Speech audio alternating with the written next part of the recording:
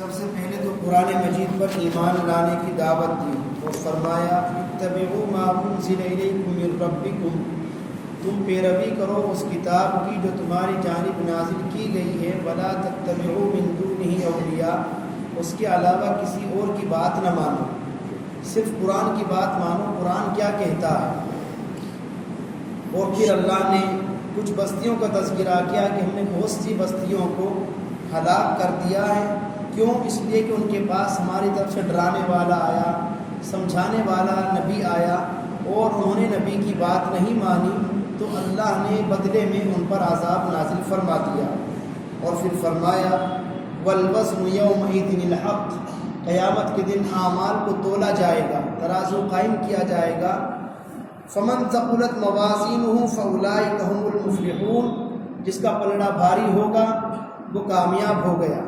ومن خفت موازینہ، اور جس کا پلڑا ہلکا رہ گیا، فاولئک الذین خسروا انفسهم، اس کا نقصان ہی نقصان ہے، اور یہ نقصان اس نے خود کیا ہے۔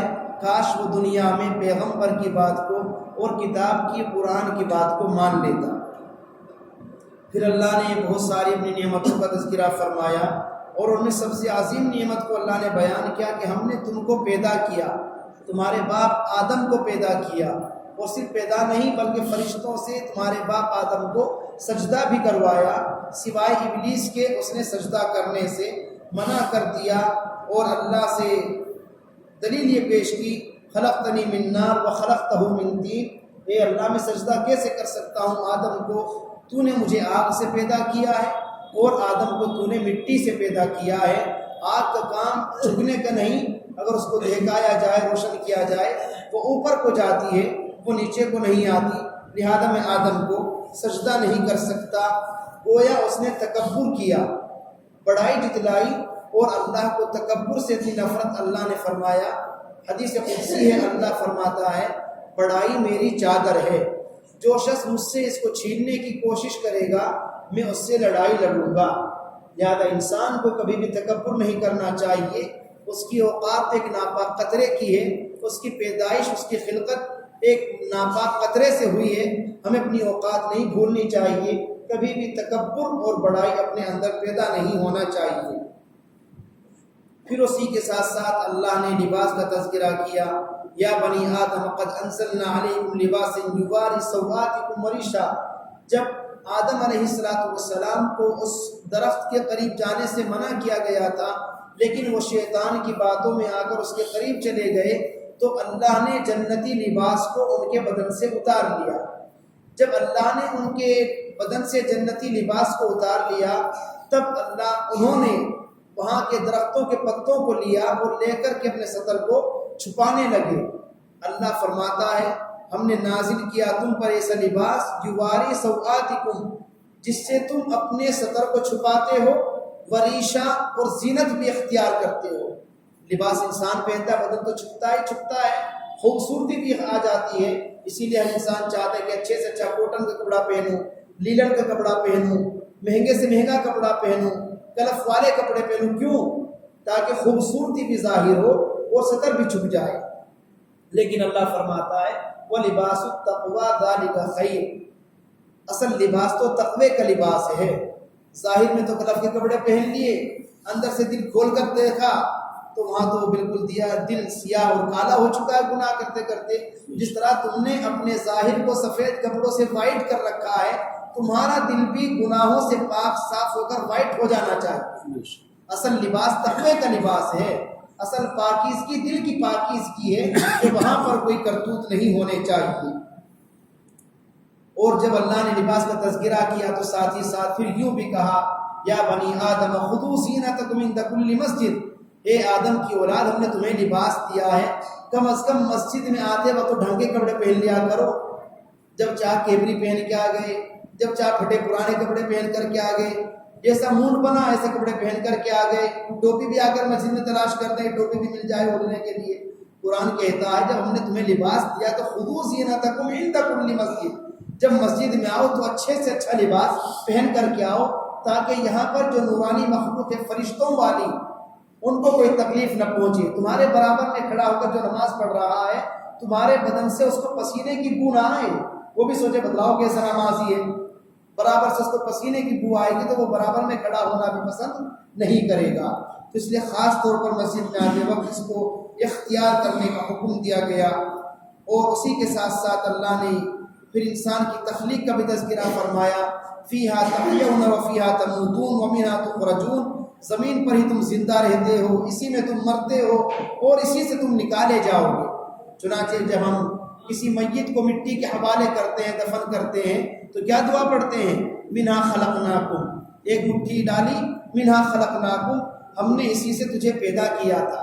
پھر دوسری مٹھی ڈالی، وفیہا نعیدکم، ہم اسی میں تجھ کو واپس کر رہے ہیں۔ پھر تیسری مٹی ڈالی، ومنہا نخرجکم تارۃ اخری، کل قیامت کے دن تم کو اسی مٹی سے دوبارہ نکالا جائے گا۔ در حقیقت یہ انسان کو سبق سکھایا جائے، وہ میت تو وہ تو مر چکا ہے، وہ ہماری دعا نہیں سن رہا ہے۔ مٹی ڈالنے والے کو خود سوچنا چاہیے، جس طرح آج میں اس کو مٹی کے حوالے کر رہا ہوں، یہی اوقات میری بھی ہے، مجھے بھی اسی مٹی سے پیدا کیا گیا ہے، مجھے بھی اسی میں ملنا ہے اور مجھے بھی اسی سے دوبارہ نکالا جائے گا۔ اور جب انسان کو یہ احساس ہوگا میری کوئی اوقات نہیں، میری اوقات ایک مٹی ہے، تو ہو سکتا ہے پھر اس کے اندر سے غرور، تکبر اور بڑائی ختم ہو جائے۔ اور جب یہ سوچے گا میرے سامنے کون ہے، میرے سے اچھا کوئی، میرے سے بڑا مالدار کون ہو سکتا ہے، مجھ سے بڑا ذمہ دار کون ہو سکتا ہے، جب یہ گھمنڈ آئے گا تو پھر کبھی بھی انسان ترقی نہیں کر پائے گا۔ اس کے بعد اللہ نے اصحاب اعراف کا تذکرہ فرمایا۔ اعراف، اسی بنیاد پر اس سورت کا نام سورہ اعراف بھی ہے۔ اعراف کے بارے میں مختلف روایتیں ہیں۔ اعراف یہ جنت اور جہنم کے درمیان ایک گھاٹی کا نام ہے۔ یہاں پر کون لوگ ہوں گے؟ مختلف روایتیں آئی ہیں۔ ایک روایت یہ بھی ہے کہ یہاں پر وہ لوگ ہوں گے جو اللہ کے راستے میں شہید کیے گئے ہوں گے، لیکن وہ ماں باپ کے نافرمان بھی ہوں گے۔ ان کو اعراف پر رکھا جائے گا کہ وہ جنتیوں کو دیکھ کر رشک بھی کریں گے اور جہنمیوں کو دیکھ کر پناہ بھی مانگیں گے۔ اور اعراف پر اس لیے رکھا گیا تاکہ پتہ چل جائے کہ جنت میں جانے سے ان کو روکا ہے ان کی ماں باپ کی نافرمانیوں نے، اور جہنم میں جانے سے بچ گئے شہید ہونے کی بنیاد پر۔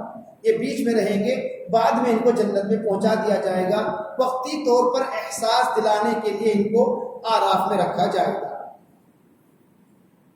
پھر اس کے بعد اللہ نے مختلف انبیاء کرام علیہ السلام کا تذکرہ فرمایا۔ 9واں پارہ شروع ہوتا ہے اور اس کے شروع میں حضرت شعیب علیہ السلام کی قوم کا تذکرہ ہے کہ انہوں نے شعیب علیہ السلام کو جھٹلایا اور ان پر بھی پھر عذاب بھیجا گیا۔ اور عذاب کیسا؟ فَأَخَذَهُمْ عَذَابُ يَوْمِ الظُّلَّةِ، ان کو پکڑا سائے دار عذاب نے۔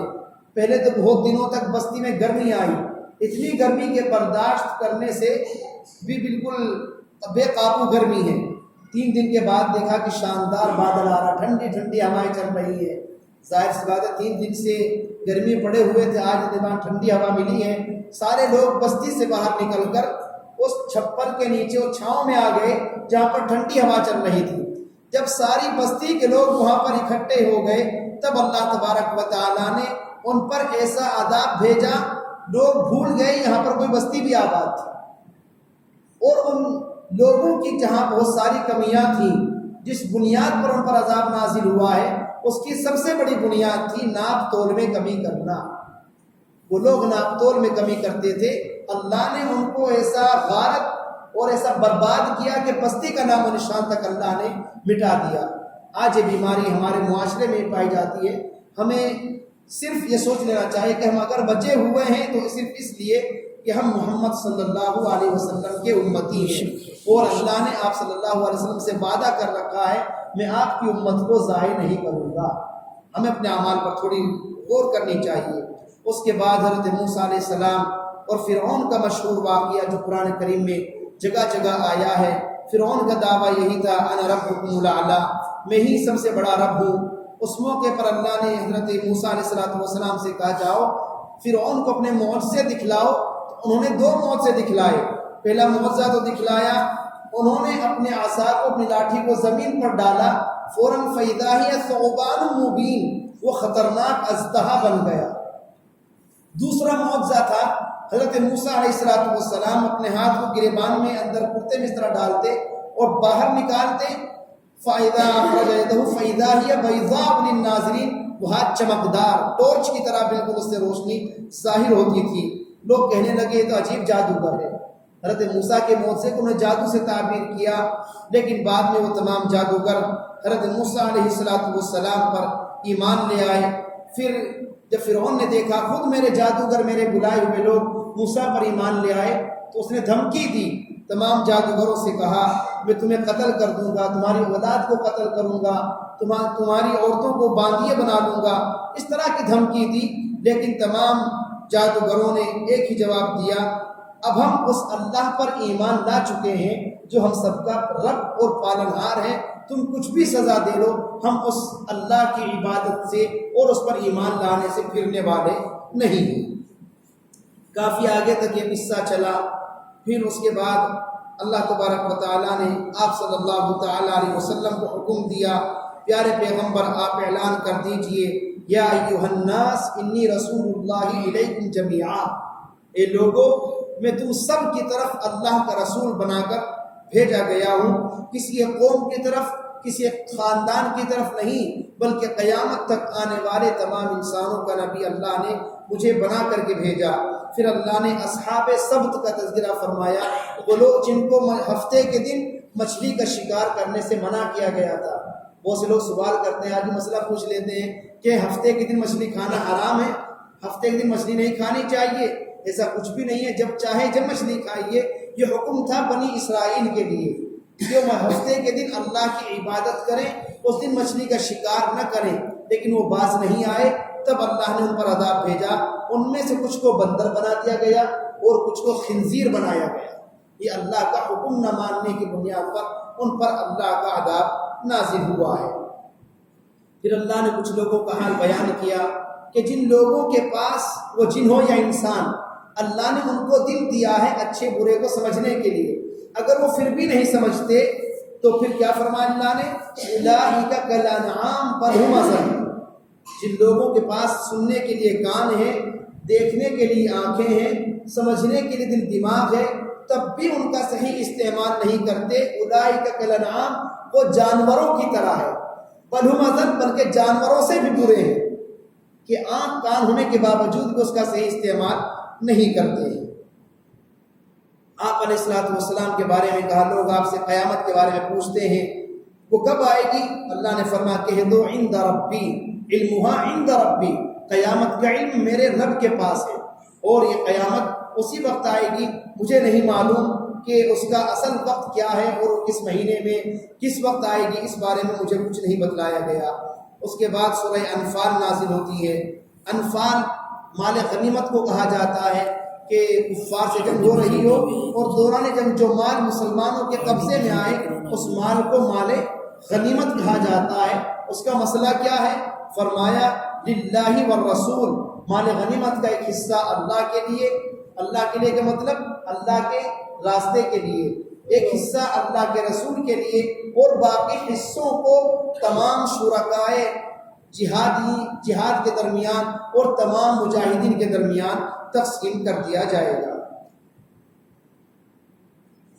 اس کے بعد اللہ تبارک و تعالیٰ نے فرمایا وَإِذَا تُتْلَىٰ عَلَيْهِمْ آيَاتُنَا، ان کافروں کے سامنے جب ہماری آیتیں تلاوت کی جاتی ہیں وہ یوں کہتے ہیں قَدْ سَمِعْنَا لَوْ نَشَاءُ لَقُلْنَا مِثْلَ هَٰذَا إِنْ هَٰذَا إِلَّا أَسَاطِيرُ الْأَوَّلِينَ، یہ قرآن تھوڑے ہی ہے، اس میں تو پہلے لوگوں قصے بیان کیے گئے ہیں، پہلے لوگوں کی کہانیاں بیان کی گئی ہیں۔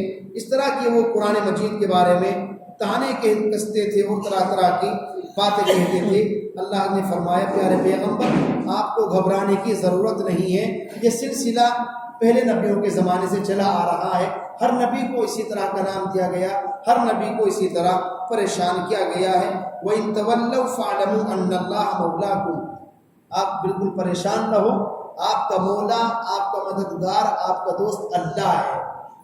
دشمن کچھ بھی کہتا رہے، ان اللہ مولاکم، اللہ ہی تمہارا دوست ہے، اور کیسا دوست ہے؟ نعم المولا و نعم النصیر، سب سے بہترین دوست اللہ ہے اور سب سے بہترین مدد کرنے والا بھی اللہ ہے۔ ایک ایمان والے کا جب یہ عقیدہ ہوگا اللہ ہی ہمارا مولا ہے، اور ایسا کیسا نہیں جو بالکل پریشانی میں آ کر ہمیں چھوڑ کے چلا جائے، کوئی دنیاوی دوست نہیں ہے، نعم المولا، سب سے بہترین دوست اللہ ونعم النصیر، اور سب سے بہترین مدد کرنے والا بھی اللہ ہے۔ اللہ ہم سبھی کو قرآن مجید کی تعلیمات کو سمجھنے کی اور اپنے ایمان کو پختہ بنانے کی توفیق نصیب فرمائے، آمین۔ وما علینا الا البلاغ۔